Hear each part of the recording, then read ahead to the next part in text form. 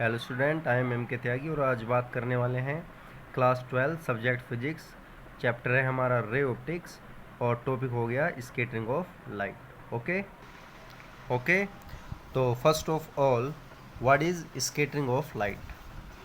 ठीक, डेफिनेशन देखते हैं। Scattering of light is the phenomenon in which light ray gets deviated from its straight path on striking an obstacle like dust, gas molecule और water vapour etcetera. Clear? देखिए क्या हुआ, एक light of रे है और ये हमारे एटमॉस्फेयर में सन से चल के हमारी अर्थ तक पहुंचती है। और जैसे ही रास्ते में किसी ऑब्स्टेकल से टकराएगी, किसी भी अवरोध से टकराएगी, तो क्या होगा, ये अपने पाथ से डाइवर्ट हो जाएगी, है ना। इसी फिनोमिना को हम क्या बोलेंगे? Scattering of light. ठीक, देखिए ये लाइट का डाइवर्ट होना रिफ्रैक्शन में भी होता है और रिफ्लेक्शन में भी होता है, लेकिन डिफरेंस क्या है? रिफ्रैक्शन के केस में तो लाइट एक मीडियम से दूसरे मीडियम में जाती है, डन। लेकिन स्कैटरिंग के केस में तो लाइट एक मीडियम से दूसरे मीडियम में नहीं जाती। क्लियर है? रिफ्रैक्शन से कैसे लगे, समझ में आ गया। और ये रिफ्लेक्शन से कैसे लगे, देखो रिफ्लेक्शन में लाइट एक मीडियम से वापस उसी मीडियम में आती है, वहाँ पर भी लाइट डाइवर्ट होती है और यहाँ पर भी होती है और सेम मीडियम है। लेकिन डिफरेंस क्या है, वहाँ लाइट कुछ लो को फॉलो करती है, जैसे i equal to r and incident ray, refracted ray and normal all lie in same plane, होता है या नहीं वहाँ। लेकिन यहाँ क्या होगा, यहाँ ऐसा कोई लो नहीं है, सिर्फ लाइट डाइवर्ट होके उसी मीडियम में रहेगी लेकिन डाइवर्ट हो जाएगी। ठीक है, तो ये हो जाता है हमारा स्कैटरिंग ऑफ लाइट। ठीक, अब ये तो एक नॉर्मल डेफिनेशन हो गई, एक नंबर का क्वेश्चन आता है तो हमें इतना लिख देना है, बात खत्म। अब इससे आगे की कुछ बातें देखते हैं। देखिए स्कैटरिंग के केस में वास्तव में होता क्या है, जब लाइट किसी भी ऑब्स्टिकल वगैरह पर इंसिडेंट होती है, ठीक है, तो जो लाइट क्या है, इलेक्ट्रोमैग्नेटिक वेव्स हैं, तो ये सारी एनर्जी वो पार्टिकल एब्जॉर्ब कर लेता है। ठीक है, एब्जॉर्ब करने के बाद इसी एनर्जी को वो हर डायरेक्शन में रेडिएट कर देता है, दोबारा ट्रांसमिट कर देता है, वापस भेज देता है। ठीक है, तो हुआ क्या, जैसे मान के चलो, मैं तुम्हें इधर रफ में दिखाता हूँ, ये कोई रे आई, ठीक है, अब ये कोई पार्टिकल था, इस पार्टिकल ने लाइट को इस पार्टिकल ने सारा एब्जॉर्ब कर लिया, और एब्जॉर्ब करने के बाद क्या होगा, ये ऐसे हर डायरेक्शन में इसको बखेर देगा, है ना। और स्कैटरिंग का मीनिंग बखेरना ही होता है। ओके, अब चलो हम एक इसमें कंडीशन बना के देखते हैं। कंडीशन क्या है, देखो अब कंडीशन ये है, क्योंकि हमें इसमें रेल स्कैटरिंग भी पढ़ना है, तो देखो क्या है, let A is the size of obstacle particle या जो भी है,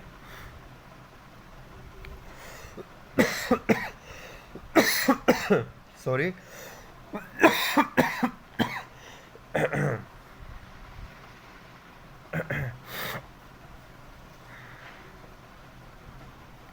and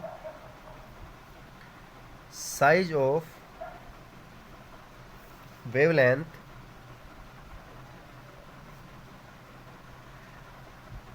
of light is lambda. ठीक है, ये कंडीशन हो गई है। जो ऑब्स्टेकल है उसका साइज हमने ए एज्यूम कर लिया है और wavelength of light lambda assume कर लिया है। ठीक है, then there are two possibilities. There are two possibility.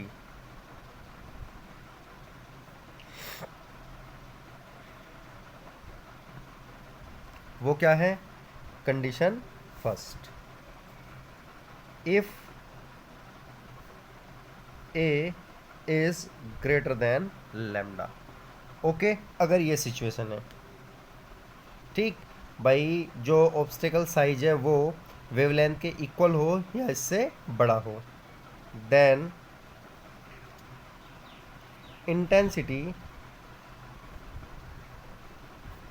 then intensity of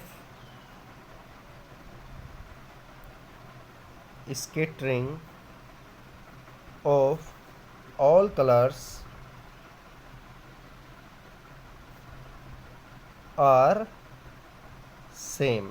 क्या मीनिंग है भाई? जैसे हमारी सनलाइट में कितने सारे कलर होते हैं? बहुत सारे होते हैं, जिनको हम मोटे तौर पर 7 बोल देते हैं, विबग्योर, है ना।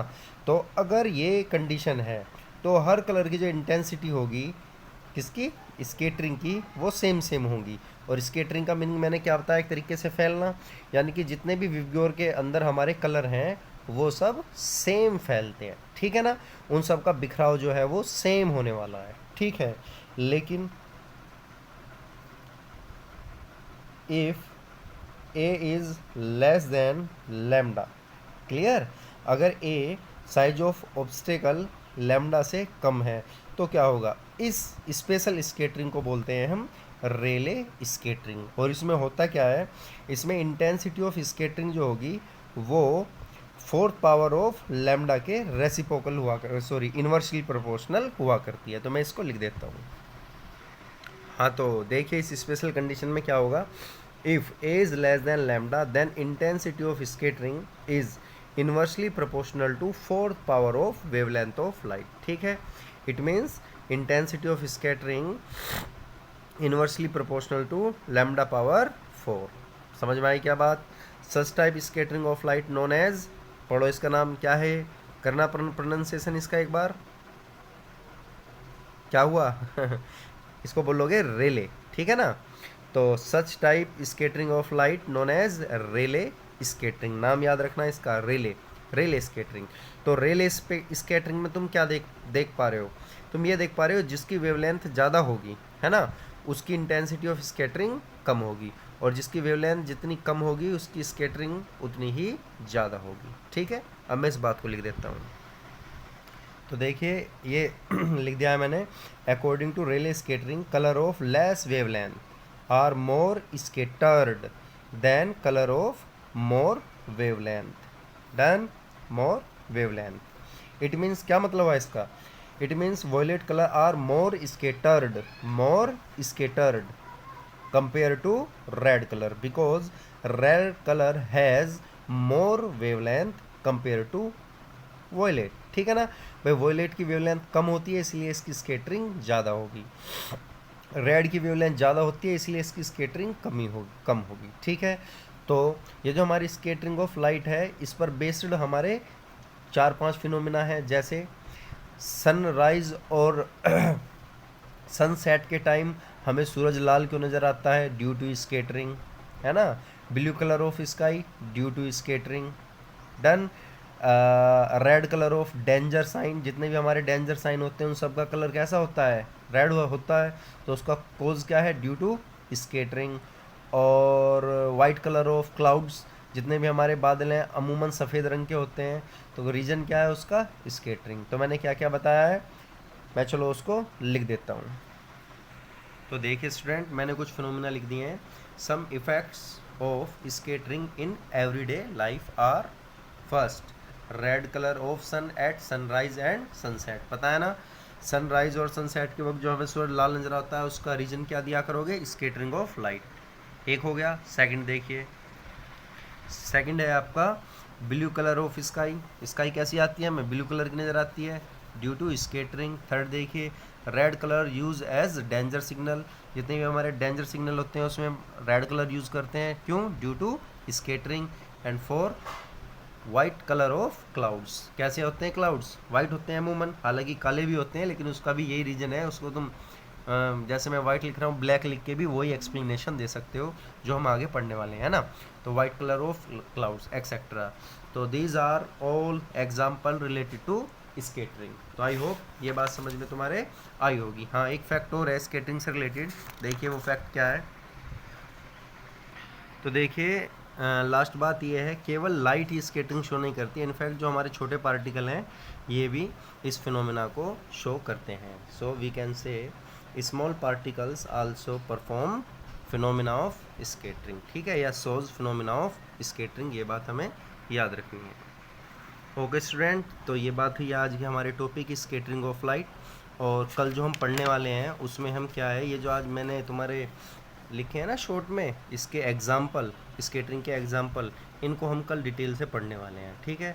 तो कल मैं क्या करूँगा, आज तुम इसको पढ़ना समझना, कल मैं तुम्हें क्या है इसका फ़ोटो खींचकर जो अपना स्कूल का ऐप है इस पर सेंड कर दूँगा। तो भाई अब तो ऐसे देखने में थोड़ा दिक्कत होती है, पिक्चर क्वालिटी अच्छी नहीं है तो थोड़ी प्रॉब्लम हो सकती है। तो कल मैं इस टॉपिक को कंप्लीट करके, जैसे मुझे कल 4 टॉपिक करने हैं, red colour of sunset and sunrise, blue colour of sky, ठीक है, red colour use as a danger signal and white colour of cloud, ये ऐसा क्यों होते हैं, कल हम इन टॉपिक की बात करेंगे। और मैं इसको नोट्स को तुम्हारे ऐप, स्कूल का जो ऐप है इस पर सेंड कर दूंगा, तो इसको नोट कर लेना। Okay student, bye.